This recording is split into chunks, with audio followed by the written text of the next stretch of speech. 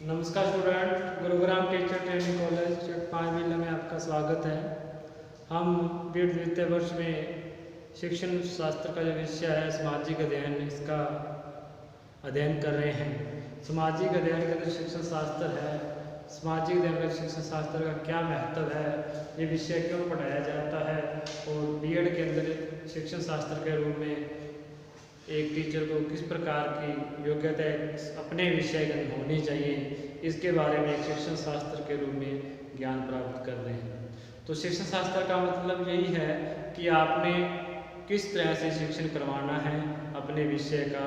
आप अपने जो आपका जो सब्जेक्ट है बीए के अंदर और एमए के अंदर, उसके अंदर आप किस प्रकार से पारंगत होंगे, किस प्रकार से परिपूर्ण होंगे। आपके सब्जेक्ट के उद्देश्य आपको पता होने चाहिए, इसके विशेषताएं क्या है इसकी पता होनी चाहिए, ताकि आप बच्चों को एक रुचिपूर्ण तरीके से अपने विषय में रुचि पैदा करते हुए आप अपने विषय को बढ़ा सको। तो इस प्रकार से आप किस प्रकार से कौन कौन से उद्देश्य निर्धारित करते हुए, कौन कौन से उद्देश्य लेते हुए आप अपने शिक्षण विषय का ज्ञान बच्चों को करवाओगे, ये एक शिक्षण विषय का उद्देश्य होता है। तो इसके लिए कुछ सामान्य उद्देश्य भी होंगे, कुछ विशिष्ट उद्देश्य भी होंगे, और ये उद्देश्य हर स्तर पर, प्राइमरी लेवल पर, प्राथमिक स्तर पर, माध्यमिक स्तर पर या उच्च प्राथमिक स्तर पर, उच्च माध्यमिक स्तर पर अलग अलग होते हैं। क्योंकि बच्चे का लेवल बुद्धि एज के हिसाब से बढ़ती है, उसका जो पाठ्यक्रम का स्तर है वैसे वैसे बढ़ता है। जैसे जैसे पाठ्यक्रम का स्तर बढ़ता है वैसे वैसे इसके उद्देश्य की जो गंभीरता है वो बढ़ती जाती है, उद्देश्य बढ़ते जाते हैं। तो इस प्रकार से इन उद्देश्यों को किस लेवल पर किस प्रकार के उद्देश्य निर्धारित होते हैं समाज विज्ञान के अंदर, किस प्रकार के उद्देश्य लेकर के आपको शिक्षण करवाया जाए, कौन कौन सी विधियाँ आपको किस स्तर पर उपयोग करनी है। ऐसा भी तो है नहीं कि आपने सीधा ही जो प्राइमरी लेवल है उसके अंदर व्याख्यान विधि शुरू कर दोगे, तो वो एक अनुचित हो जाएगा, वो एक प्रकार से गलत हो जाएगा। क्योंकि छोटे बच्चों को क्या है, आप इस प्रकार के लेक्चर मेथड से नहीं पढ़ा सकते। वहाँ पर आपका प्ले मेथड काम आएगा, वहाँ आपका कहानी मेथड काम आएगा, कहानी विधि काम आएगी। इस प्रकार से जिस प्रकार से इसके लेवल बढ़ेगा, जिस प्रकार के इसके उद्देश्य बढ़ेंगे, उसी प्रकार से क्या है इसकी मेथड भी आगे से आगे चेंज होंगी। आपके विषय में आपको किस प्रकार के उद्देश्य लेकर चलने हैं, इसी ज्ञान के साथ ही हम बीएड के अंदर जो विषय लगते हैं, पेडागोगी और कोई भी सब्जेक्ट है आपका, उसके अंदर शिक्षण शास्त्र नाम आता है। तो शिक्षण शास्त्र के अंदर आपके जो 2 सब्जेक्ट होते हैं, उसके अंदर आपके उसके उद्देश्य वगैरह, उसकी विशेषताएं, उसको किस प्रकार से बढ़ाना है, उसका लेसन प्लान किस प्रकार से करना है, किस प्रकार से बच्चों का मूल्यांकन करना है, किस प्रकार की आपके अंदर योग्यता होनी चाहिए उस सब्जेक्ट के अकॉर्डिंग, ये सारा आपके पाठ्यक्रम में होता है, आपके शिक्षण शास्त्र के अंदर होता है, ताकि आप अपने विषय के अंदर परिपूर्ण हो सके और आपके विषय के अंदर आपको रुचि पैदा हो और आप अपने सब्जेक्ट को आगे जो विषय के रूप में पढ़ाओ, कि बच्चों को पढ़ाओ तो एक रुचिपूर्ण तरीके से और एक उद्देश्य लेकर के पढ़ाओ, ताकि बच्चे का वो उद्देश्य पूर्ण हो सके, उसका पूरा विकास हो सके। तो इसी के साथ ही हम अपने शिक्षण विषय के अंदर सामाजिक अध्ययन शिक्षण विषय है, जो एक बहुत व्यापक विषय है, जिसके अंदर कई विषयों को समाविष्ट किया गया है, एकीकृत किया गया है। तो शिक्षण शास्त्र के रूप में आप इतिहास, भूगोल, राजनीति शास्त्र, अर्थशास्त्र, इन विषयों का अध्ययन भी इसके अंदर आप करते हो। ये बातें हमने पहले जो वीडियो थे उनके अंदर कर ली। तो हमने इसके अर्थ, उसके संकल्पना के अंदर अपने देखा था कि जिस प्रकार से अरस्तु ने कहा था कि कोई भी मनुष्य है वो बिना समाज के नहीं रह सकता, यदि ऐसा करता है तो वो या तो पशु है या फिर वो देवता है। इस प्रकार से समाज में रहने के लिए मानव को सामाजिक आवश्यकता की जरूरत पड़ती है, समाज में उसका व्यवहार उसको जरूरत पड़ती है, समाज के अंदर उसको आज के वातावरण की जरूरत पड़ती है। इस प्रकार से सामाजिक विज्ञान के अंदर जो भी क्रियाकलाप मानव करता है उसका अध्ययन सामाजिक अध्ययन के अंदर किया जाता है, चाहे वो आर्थिक क्रियाकलाप हो, चाहे वो राजनीतिक क्रियाकलाप हो, चाहे वो सामाजिक क्रियाकलाप हो, चाहे वो नागरिक होने के नाते एक अच्छे नागरिक होने के नाते जो भी उसके नैतिक कर्तव्य बनते हैं उनकी पालना करनी हो, वो सारी चीज़ें एक सामाजिक अध्ययन के अंदर आती हैं। तो हमने इसके अंदर इसकी प्रकृति के बारे में देख लिया था कि इसकी प्रकृति कैसी है। हमने देखा था कि सामाजिक अध्ययन कला है और विज्ञान है, और कला विज्ञान दोनों है, क्योंकि इसके अंदर जो सामाजिक अध्ययन में कला के रूप में अध्ययन किया जाता है तो वो मानव व्यवहार का अध्ययन किया जाता है, और मानव व्यवहार एक कला ही है, कौशल के आधार पर है, क्योंकि प्रत्येक मानव का व्यवहार बदलता रहता है, प्रत्येक मानव का एक कलात्मक रूप से भिन्न होता है ये प्रत्येक मानव। और इसमें एक सौंदर्यपूर्ण तरीके से बच्चों को शिक्षण कार्य करवाया जाता है, कला के रूप में, एक आर्ट के रूप में शिक्षण कार्य करवाया जाता है। उसी प्रकार से हमने देखा था कि वैज्ञानिक दृष्टिकोण का भी ध्यान रखा जाता है, उसमें तथ्यों के आधार पर जो कारण है, जो परिणाम हुए हैं, उसका क्या कारण निकला, क्या परिणाम निकला, इस प्रकार की बातें इसके अंदर आती हैं। तो कर्मठता से अध्ययन किया जाता है कि पहले मानव क्या था, पुरातत्व क्या है, फिर सभ्य सिंधु सभ्यता, इस प्रकार से हम कर्म वाइज से क्या है अध्ययन करते हैं। तो इस कर्मठता का कारण, उसके जो जो परिवर्तन होते हैं उसके कारण ढूंढने का प्रयास करते हैं, उसके बाद में जो परिणाम आए हैं वो किस कारणों से आए हैं, इस प्रकार का प्रयास करते हैं। एक बच्चों के अंदर वैज्ञानिक दृष्टिकोण का विकास करने का प्रयास करते हैं, रूढ़िवादिता को दूर करने का प्रयास करते हैं, जिस प्रकार से हमने आज सती प्रथा को दूर कर दिया, इसी प्रकार से हम देश प्रथा कुरीतियों को दूर कर, देश प्रथा, बाल विवाह, इस प्रकार से कुरीतियों को दूर करने के लिए सरकार प्रयास कर रही है। तो इसी प्रकार की बातें इसके अंदर क्रमबद्ध रूप से और वैज्ञानिक दृष्टिकोण होने के नाते हम इसको एक विज्ञान भी मानते हैं। तो इस प्रकार से हम कह सकते हैं कि समाज विज्ञान की जो प्रकृति है वो वैज्ञानिक भी है और कला भी है। तो कला के अंदर मानव व्यवहार है, मानव कौशल है, मानव की जो उत्पत्ति जिस प्रकार से हुई है, विभिन्न भूगोलिक स्थितियों के अंदर उसने जो विकास किया है और उन परिस्थितियों का भी अध्ययन इसके अंदर करते हैं। तो इस प्रकार से हम इसकी जो प्रकृति है वो कला और विज्ञान दोनों ही मानते हैं। अब हम इसकी, यदि हमने इसकी प्रकृति को देख लिया, इसकी अर्थ परिभाषाएँ देख ली, इसकी निवेश कल्पनाएँ देख ली कि ये मानव संबंध के अंदर अध्ययन करता है, ये क्या है, इसके अंदर मानव संबंधों का अध्ययन करता है, मानव के अंतर्राष्ट्रीय संबंधों का अध्ययन करता है। तो हम थोड़ी सी इसकी विशेषताओं के बारे में देखते हैं कि प्रकृति के आधार पर, उनकी परिभाषाओं के आधार पर किस प्रकार की विशेषताएं हमारे सामने आती हैं, और उसके बाद हम इसके क्षेत्र के बारे में अध्ययन करेंगे। तो हमने देखते हैं कि इसकी प्रकृति के अंदर हमें क्या क्या, इसकी विशेषताओं के अंदर क्या क्या बताया गया है प्रकृति के आधार पर और परिभाषा के आधार पर। जैसे कि हमने कहा कि जो सामाजिक विज्ञान है वो वातावरण को समझने का और पहचानने के लिए हमने मीन्स कल्पना के अंदर किया था कि मानव सामाजिक विज्ञान बच्चों को पहचान, अपनी सामाजिकता को पहचानने, अपने रीति रिवाजों को पहचानने और समझने के लिए लाभदायक है। तो पहली विशेषता पहली बनती है छात्र छात्राओं को उस वातावरण को समझने और उसकी व्याख्या करने में सहायता प्रदान करता है जिसके अंदर वो जीवन यापन करते हैं। यानी कि व्यवहारिकता के आधार पर है, इसके अंदर काल्पनिकता नहीं है। मानव बच्चे को लगता है कि जिस वातावरण में मैं रह रहा हूँ उसी का ज्ञान प्राप्त कर रहे हैं। यदि वो राजनीति का ज्ञान प्राप्त कर रहा है तो क्योंकि वो राजनीति के अंदर वो रह रहा है, बाल है, उसके माता पिता हैं, उसके बुजुर्ग हैं, उसके जो आसपास समाज है वो वोट डालता है, एक राजनीतिक अधिकार का उपयोग करता है। राजनीति के आधार पर ही प्रशासनिक ढांचा बनता है, प्रशासनिक ढांचे के अंदर वो अपने कार्य करवाते हैं। तो इस प्रकार से आसपास का जीवन यापन है भौगोलिक स्थिति को देखते हुए वहाँ पर कार्य होते हैं, आर्थिक क्रियाकलाप किए जाते हैं, जीवन निर्वाह के लिए आर्थिक क्रियाकलाप किए जाते हैं। इस प्रकार की जो बातें हैं व्यवसाय के बारे में, अपने सर्विस के बारे में, सेवा के बारे में, अपनी जो उसके आसपास के अंदर जो भी खेती पशुपालन इस प्रकार के जो क्रियाकलाप किए जाते हैं वो सारे आर्थिक जीवन के अंदर आते हैं।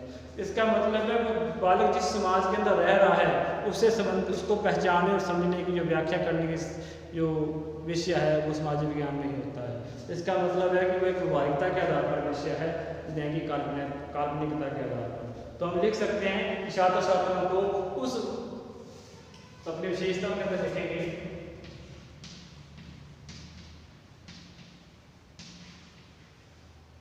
सामाजिक अध्ययन की विशेषताएं। तो विशेषताओं के अंदर अपने लिखेंगे कि इसके अंदर छात्र छात्राओं को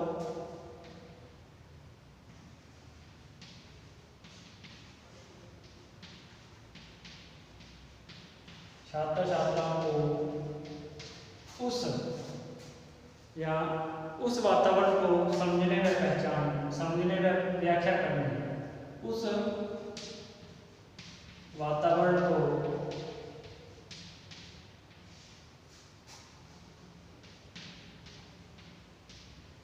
समझने व व्याख्या करने के लिए सहायता प्रदान करता है। व्याख्या करने में सहायता प्रदान करता है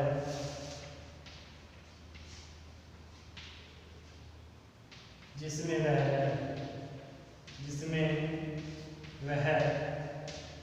रह रहे हैं या रहते हैं। जिसमें वह रह रहे हैं, पैदा हुए या विकसित हुए, जिसमें वह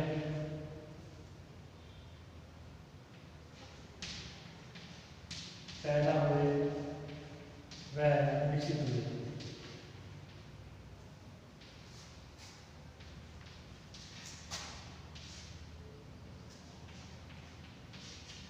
जिसमें वो पैदा हुए और विकसित हुए।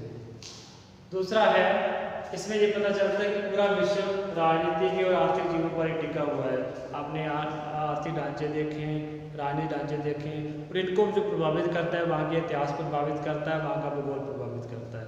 तो मेन रूप से जो इतिहास के आधार पर ही राजनीति का निर्माण होता है, भौगोलिक स्थिति भी इस राजनीति को निर्माण करने में सहायक। हालांकि ये चीज़ें हम बाद में देखेंगे जब सहसंबंध पढ़ेंगे, एक विषय का दूसरे विषय से सहसंबंध पढ़ेंगे, तब इन विषयों को देखेंगे कि भूगोल किस प्रकार से सामाजिक विज्ञान को प्रभावित करता है, राजनीति को किस प्रकार से सामाजिक विज्ञान को प्रभावित करती है। तो इस प्रकार से हम इसका सहसंबंध देखेंगे। तो इस प्रकार से हम देखते हैं कि इसके अंदर जिसमें वह पैदा हुआ है, विकसित हुआ है, उनको उस वातावरण को समझने और उसकी पहचानने में ये क्या है, सहायता करता है सामाजिक विज्ञान। दूसरा जो अपनी विशेषता बताता है कि पूरा विश्व राजनीति और आर्थिक क्रियाओं के लिए प्रयत्नशील है, गतिशील है।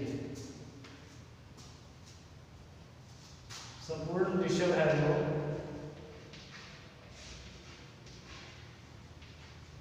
पूर्ण विश्व राजनीतिक व आर्थिक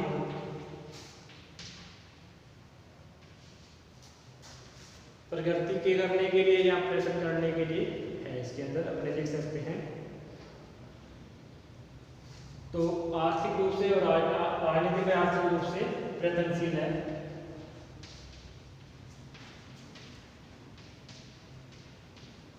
इसका अर्थ यही है कि आप सामाजिक ज्ञान में पता चलता है कि पूरा विश्व इन दोनों क्रियाओं को प्रयत्नशील करने के लिए प्रयत्नशील है। तो चुनाव होते हैं, बार बार सरकार बदलती है, बार बार प्रशासनिक ढांचे के अंदर चयन किया जाता है और आर्थिक क्रियाओं के लिए प्रयास किया जाता है। आर्थिक रूप से अपनी प्रगति करने के लिए हर देश प्रयास करता है।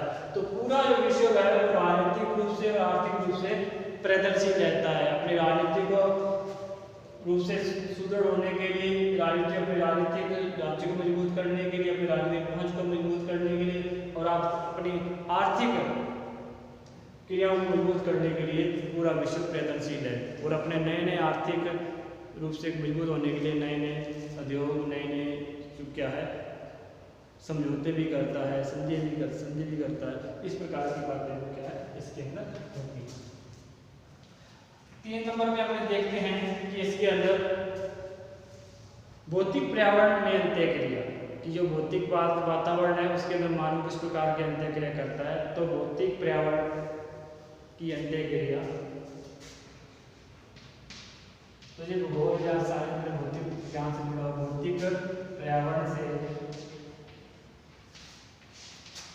अंत्यक्रिया सामाजिक ज्ञान के अध्ययन से पता चलता है किस प्रकार से मानव भौतिक जो पर्यावरण है, आसपास का पर्यावरण है, उसके साथ किस प्रकार की अंत्यक्रिया करता है, किस प्रकार से वो एक पर्यावरण का सहारा लेकर के अपना विकास करता है। वो अपने उद्योग धंधे लागू करता है। वहाँ जो खनिज हैं, खनिजों के आधार पर, जो वहाँ के जो उपलब्धता के आधार पर ही उद्योग धंधे करता है।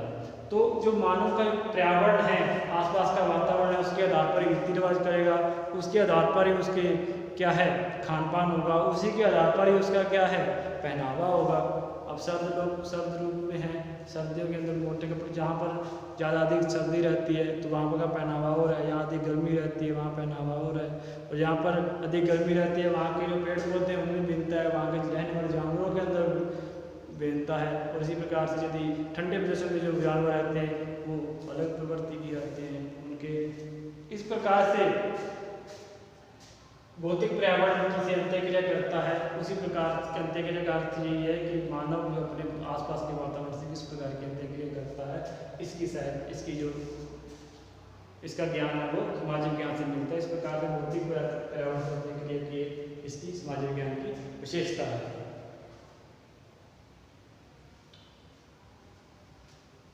आधुनिक विश्व को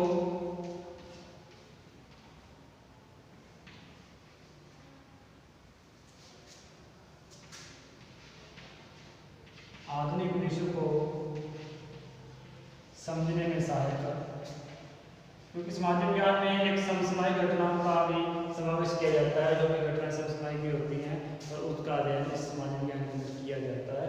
तो जो आधुनिक विश्व है उसको समझने में सहायक है। हालांकि इतिहास के रूप में ये प्राचीन जो सभ्यता है उनको समझने में भी सहायक है। तो इसमें अपन ये देख सकते हैं कि आधुनिक और प्राचीन दोनों सभ्यताओं को, दोनों चीज़ों को समझने में सहायक है, क्योंकि इतिहास के अंदर हम इसका ऐतिहासिक बैकग्राउंड देखते हुए इसका जिस प्रकार से आधुनिकीकरण हुआ है, हम इसका जो विकास हुआ है उसको समाज विज्ञान के अंदर ही देखते हैं। मानवीय संबंधों पर बल।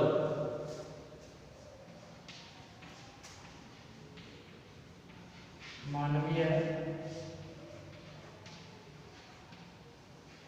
संबंधों पर बल। तो हम देखते हैं कि हमने पहले शुरू में ही पढ़ा है कि ये मानवीय संबंधों पर बल देता है। मानव का किस प्रकार से भौतिक क्रियाओं से और किस प्रकार से मानवीय क्रियाओं के साथ संबंध स्थापित करते हैं और अपना जीवन यापन करते हैं, इसके आधार पर हम मानवीय संबंधों का बल देता है और सामाजिक अध्ययन के अंदर किया जाता है, सामाजिक ज्ञान के अंदर या सामाजिक अध्ययन के अंदर किया जाता है। इस तो हमने इस 5 प्रकार की विशेषताएं देखी हैं, तो जिसके अंदर हमने देखा है कि ये वातावरण को समझने और व्याख्या करने में सहायता करता है, जिसमें वो रह रहे हैं, जिसमें वो पैदा हो रहे हैं, जिसमें वो जीवन यापन कर रहे हैं। संपूर्ण विश्व के राजनीतिक और आर्थिक जीवन परिवर्तनशील है। इस चीज का ज्ञान, अपने जिस बात का ज्ञान हमें सामाजिक अध्ययन से मिलता है। भौतिक वातावरण के साथ किस प्रकार मानव अंत्यक्रिया करता है, इस प्रकार की से भी हमें चीज का जो ज्ञान है वो इस बात का ज्ञान होता है, सामाजिक ज्ञान से ही होता है। आधुनिक विश्व को समझने में सहायक है। आधुनिक विश्व किस प्रकार से प्रगति कर रहा है, किस प्रकार से उसने धीरे धीरे विकास किया है और किस प्रकार की घटनाएं विश्व में घट रही हैं, इस प्रकार का जो ज्ञान है वो सामाजिक ज्ञान में होता है। मानवीय संबंधों पर बल देता है। मानवीय संबंधों का ज्ञान है वो सामाजिक ज्ञान से ही होता है। आगे हम इसके बारे में जो 6 नंबर विशेषता है उसके अंदर में देखते हैं कि इसके अंदर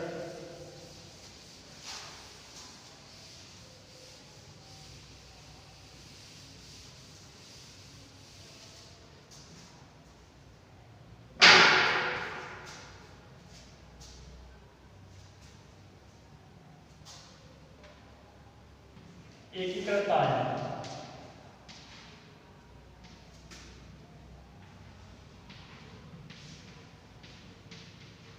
एकीकृत का इस प्रकार की विशेषता है कि इसके अंदर कई विषयों को एकीकृत किया गया है, इंटीग्रेटेड किया गया है, जिससे कि जिस प्रकार से अपने कहते हैं इतिहास है, भूगोल है, नागरिक शास्त्र है, अर्थशास्त्र है, इनको इस प्रकार से एकीकृत किया गया है कि ये विषय एक विषय बन गए हैं। इनको अलग अलग नहीं लगते कि ये विषय अलग अलग है, क्योंकि इस प्रकार से इसको एकीकृत किया गया है जिसमें उस बालक को समाज के आर्थिक क्रियाओं का ज्ञान भी होता है, उसकी राजनीतिक क्रियाओं का ज्ञान भी होता है, उसके इतिहास का भी ज्ञान होता है, उसकी भूगोलिक स्थिति है, भूगोलिक स्थिति किस प्रकार से राजनीतिक और समाज को प्रभावित करती है, इसका ज्ञान भी उसको होता है। तो सभी विषयों को मिलाकर के एक एकीकृत आयन बनाया गया है, एक एकीकृत रूप से एक विषय के रूप में बनाया गया है, जिससे कि उसको समझने में सहायता होती है। आगे नेक्स्ट पॉइंट है अपने सामाजिक संस्थाओं की उत्पत्ति एवं विकास किस प्रकार से हुआ है, इसकी बारे में भी नॉलेज इसमें मिलता है। सामाजिक संस्थाओं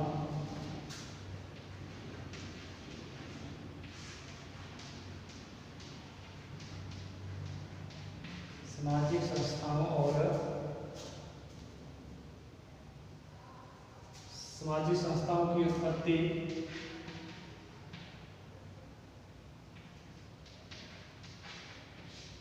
व विकास। आपने देखा समाज में कई प्रकार की संस्थाएं होती हैं, इन संस्थाओं का किस प्रकार से विकास हुआ है, उत्पत्ति किस प्रकार से हुई है, क्योंकि जिस प्रकार की आवश्यकता है उस प्रकार की संस्थाओं का निर्माण करते हैं, धीरे धीरे उसका विकास होता जाता है। जिस प्रकार से अपनी संगठन बढ़ते जाते हैं, प्रशासनिक ढांचा किस प्रकार से बनता है, सामाजिक जो संस्थाएं होती हैं वो किस प्रकार से बनती हैं, और कई प्रकार के दल बन जाते हैं, कई प्रकार संगठन बन जाते हैं जो कि अपनी आवश्यकताओं की पूर्ति के लिए। आपने देखा होगा कि जैसे एक दल संगठन बन जाता है, संस्था बन जाती है, जिसमें अपने एक जिससे अपने विरोध करने वाली संस्थाएं बन जाती है। किसी का हनन हो रहा है, किसी के अधिकारों का हनन हो रहा है, तो वो विरोध में एक संगठन या एक संस्था तैयार कर लेता है जो उसका विरोध करती है। इसी प्रकार से सामाजिक संस्थाएं हैं, सामाजिक जातिगत बंधन है, ये सारी संस्थाओं की जो एक समाज का भी सामाजिक ढांचा होता है, इसका जो निर्माण किस प्रकार से हुआ, उत्पत्ति किस प्रकार से हुई, लोग इकट्ठे समाज में रहने लगे, धीरे धीरे इसको विकास होने लगा, सब धीरे धीरे वो क्या है राज्य का रूप ले लिया। इसका सबका जो विकास होता है वो एक सामाजिक ज्ञान के अंदर इसका अध्ययन किया जाता है। इसके बाद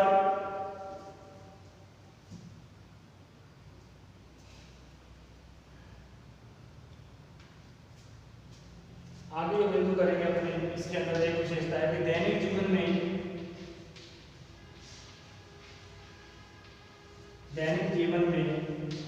वैश्विक घटनाओं का या विश्व की घटनाओं का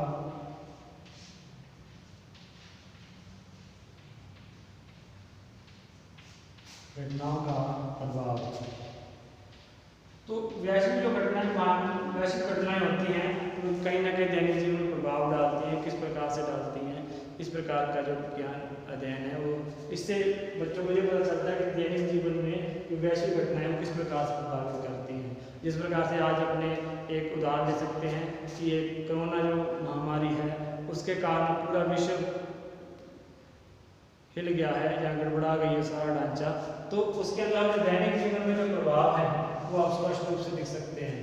आज हम देख सकते हैं कि आज अपनी क्लासें वीडियो बना करके ऑनलाइन लगा रहे हैं, जिस प्रकार से हालांकि रोज की जो कंडीशन थी ऑफलाइन क्लासें होती थी। तो ये दैनिक जीवन को जो वैश्विक घटना है, एक पूरे विश्व के अंदर जो घटना है, आज स्कूल कॉलेज बंद हैं और इसी प्रकार के जो आसपास के जो आवाजाही के साधन हैं उन पर प्रभाव पड़ा है। इस प्रकार की जो वैश्विक घटनाएं वो दैनिक जीवन को प्रभाव डालती हैं। इसी प्रकार की वैश्विक महामारी आ जाती है, वैश्विक रोग आ जाता है, जहाँ वैश्विक तरीके से या विश्व में किसी भी इस बड़ी जो घटना हो जाती है वो दैनिक जीवन को प्रभावित करती है। तो इसका ज्ञान है वो सामाजिक अध्ययन के अंदर किया जाता है। आगे जो अपने पॉइंट करेंगे अतीत और वर्तमान में संबंध क्या होता है, इसके बारे में सामाजिक ज्ञान में किया जाता है। अतीत व वर्तमान में संबंध।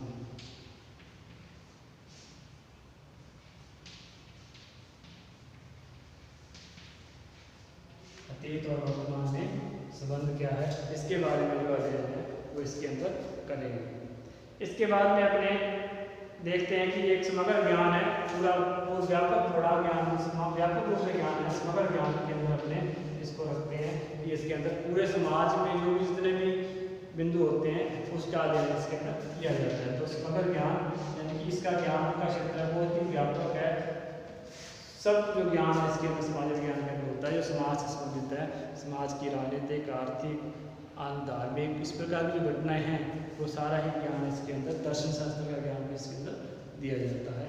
तो इस प्रकार से इसका ज्ञान का जो क्षेत्र है बहुत ही अधिक व्यापक है। आगे अपने देखेंगे इसका समसामयिक जीवन और उसकी परिस्थितियों की क्या घटना थी, जो समसामयिक घटना होती हैं और उसका जो समसामयिक जीवन किस प्रकार का है और उसकी परिस्थितियाँ किस प्रकार की हैं।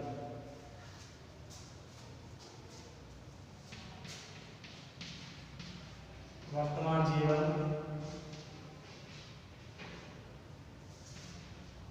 व परिस्थितियां।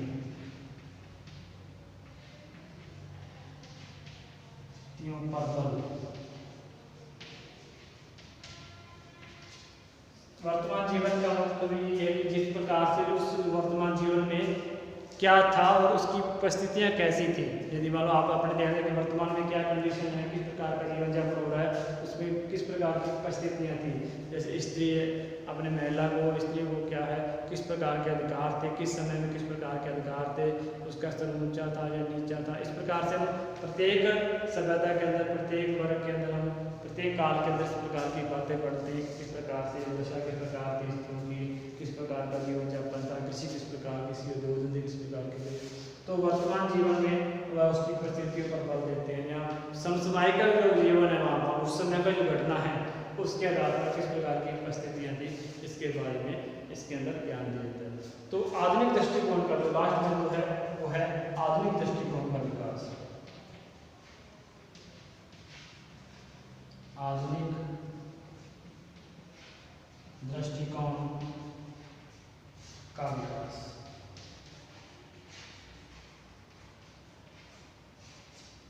तो आधुनिक दृष्टिकोण का विकास के अंदर में देखते हैं कि आज अपने आधुनिक दृष्टिकोण को निर्माण करने के लिए समाज विज्ञान सहायता करता है।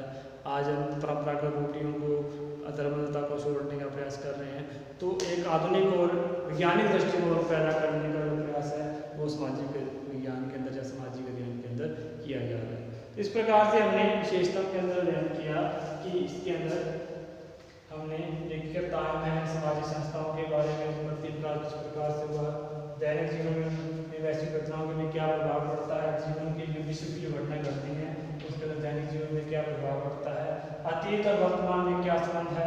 समग्र ज्ञान है, एक प्रकार से बहुत व्यापक ज्ञान है। समाज में जो व्यक्ति रहता है, व्यक्ति के रहते हुए किस प्रकार की घटनाएं करता है, सारी घटनाओं का जो ज्ञान है इसके अंदर दिया जाता है। वर्तमान का जहाँ समसामयिक जीवन का और उसके समय किस प्रकार की परिस्थितियाँ थी इस पर जो बल दिया जाता है, सामाजिक अध्ययन पर दिया जाता है।